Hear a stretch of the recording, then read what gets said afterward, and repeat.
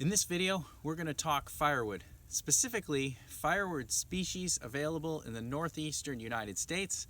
I happen to be located in New Hampshire in New England, so I'm just going to talk about some of the species that I have access to and have burned in heating my home in the past. I don't necessarily have all of these species in my inventory all the time.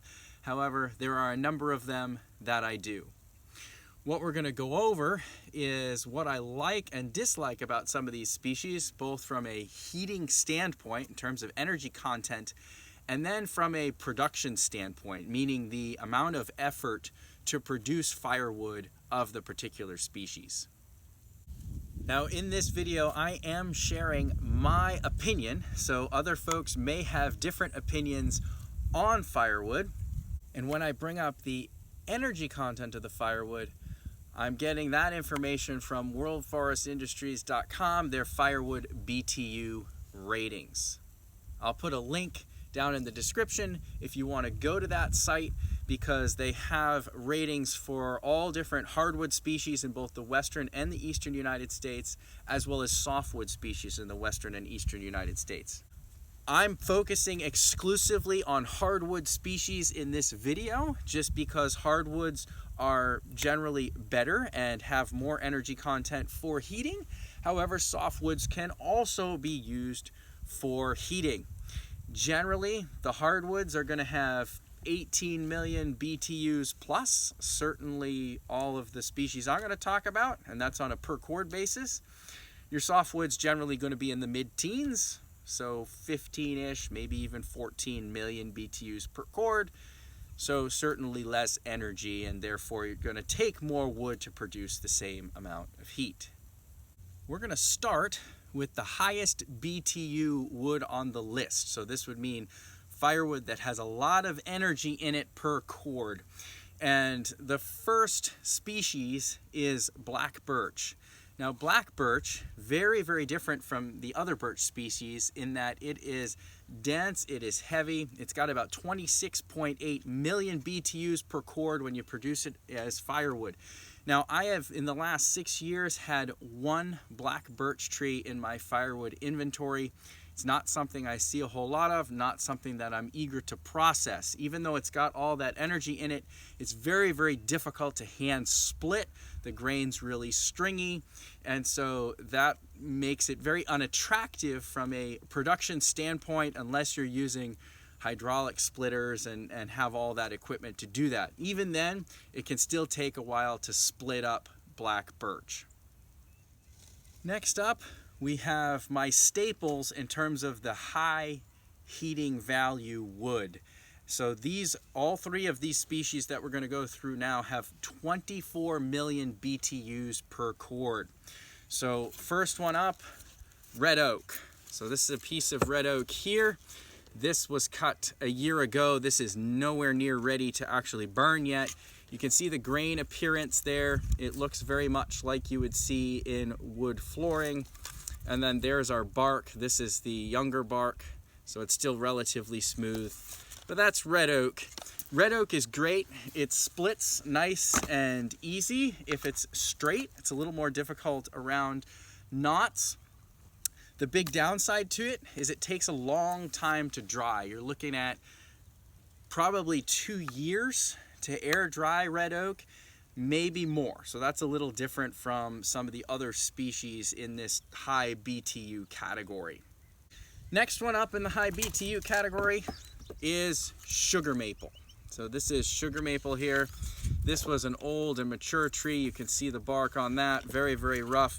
This bark, once this is all the way dry, this was cut 8 months ago. It'll be ready in another year. This bark will probably fall right off. It's already starting to separate here. That's a good indicator that it's dry and ready to burn.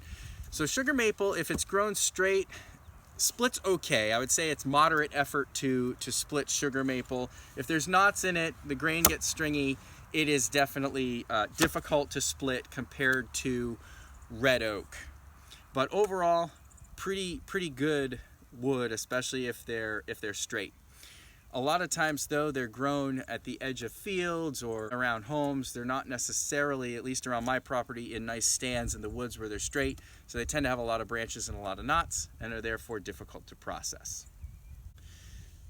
Third one up in this high BTU category is beech. So beech has nice smooth bark to it. You can see the grain. This piece is a nice straight piece. However, beech is interesting because it grows a lot of branches on it. So we have some evidence there that there was a small branch in here. They pop up everywhere. Beech would be great in terms of its BTU content, but it's really difficult to hand split compared to, say, the red oak and some other species. So if I'm going to take beech, I usually like to get it when it's about 8 inches in diameter max. And most of the time it's good to get it out of the woods anyway, because it does kind of grow like a weed compared to some other species. However, it is a nice high BTU firewood, and I happen to have quite a bit of it growing and regenerating on my property. So I do take it and generally have it in my mix of firewood species. Moving down from our high to our medium BTU content wood, we go to white ash. This is kind of the next up. So this is a nice piece of white ash split. You can see the straight grain there. There's the bark showing on the outside. Now white ash has a BTU content of about 23.6 million BTUs per cord. So it's actually just a little bit lower than the red oak, the sugar maple, and the beech. What's nice about ash is it generally starts with a little bit lower moisture content when you first cut the tree. So it dries more quickly, and it also splits great by hand as long as it was a straight tree. It gets a little difficult splitting around knots, but I mean, there was a knot in this piece and this came apart no problem when I split that. So from a processing standpoint, ash is phenomenal because it's generally easy to cut and split by hand. And then from a burning standpoint, it's pretty darn good in terms of how many BTUs you get per cord. Below white ash on the medium BTU content wood is yellow birch. Yellow birch is about 21.8 million BTUs per cord. So pretty good in terms of how much energy you get. I don't have any yellow birch in my inventory right now. I really don't have much yellow birch growing on my property. If I did, I would have it in my firewood mix. The downside to it is, like the black birch, it's difficult to split. It's got that same kind of stringy grain, making it harder to process. Finally, we have what I consider the low energy content hardwoods here in the Northeast. So the first one there is going to be your white birch. White birch has about 20.2 million BTUs per cord. From a production standpoint, it's got the same issues as the other birch species, being difficult to split. Below white birch on the list, we've got cherry. So this is a piece of cherry. You have that characteristic dark color inside. And we've got some rough bark there with some lichen on it. This piece is actually fully seasoned, ready to burn. This is for my heating right now, this winter. So cherry has about 20 million BTUs per cord and moderate difficulty on hand splitting it. If the trees are straight, it goes reasonably well. If you get knots in it and stuff, the grain does tend to be a little bit twisty and it can be a little more challenging. However, it's definitely not as difficult as beech or any of the birch species to split. It's a little comparable to, say, sugar maple in terms of the way that the grain is. Not as easy as ash or oak if it's straight. And then the bottom of the barrel in terms of the species that I use is red maple. So this is a piece of red maple all split up here, nice and smooth inside. You can see it actually had moss growing on the bark because it was growing in a shady area. It was a nice straight tree. Red maple only has about 18.1 million BTUs per cord. So it is by far and away the lowest energy density wood that I burn. I have a lot of it on my property, so I always have it in my mix. It actually burns very nice, and it's very nice mixed in with these other species. Processing it also generally pretty easy. If the trees are straight, they split really well. If you don't have a lot of knots, you get knots, that gets a little more difficult. But hand splitting, hand production with red maple really goes very well. Don't have a lot of complaints about that. It's similar to ash in that manner. So given all this information, do I have a favorite firewood species?